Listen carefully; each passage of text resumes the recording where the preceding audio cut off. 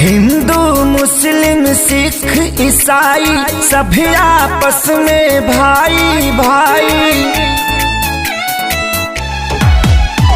हिंदू मुस्लिम सिख ईसाई सभी आपस में भाई भाई।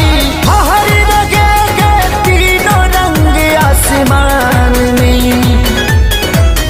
सब मिलकर जन गण मन गाओ इस तिरंगे के सम्मान में। सब मिलकर जन गण मन गाओ इस तिरंगे के सम्मान में।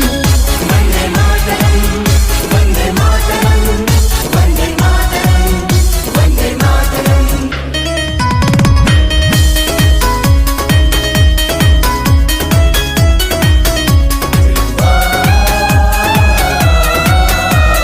जिन लोगों ने दी कुर्बानी उनका हम पर कर्ज है।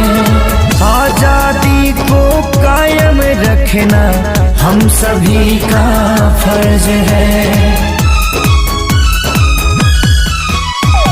इसकी लहर में माँ की ममता बूढ़े बाप की सीख है। मासूम बच्चों की किलकारी विधवाओं की चीख है।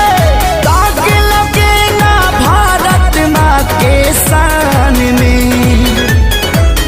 सब मिलकर जन गण मन गावो इस तिरंगे के सम्मान में। सब मिलकर जन गण मन गावो इस तिरंगे के सम्मान में। वंदे वंदे वंदे भारत माता की।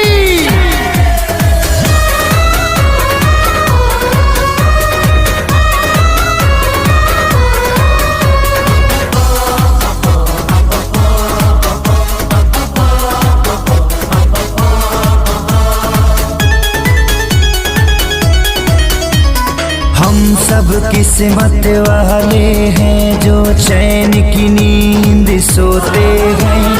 उनसे पूछो जो बेटा अपना पाल पोस कर खोते हैं।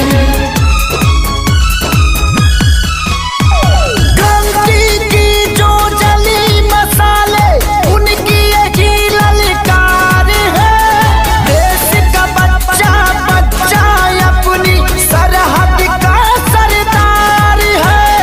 वंदे मातरम गूंजे हिंदुस्तान में। सब मिलकर जन गण मन गावो इस तिरंगे के सम्मान में। सब मिलकर जन गण मन गावो इस तिरंगे के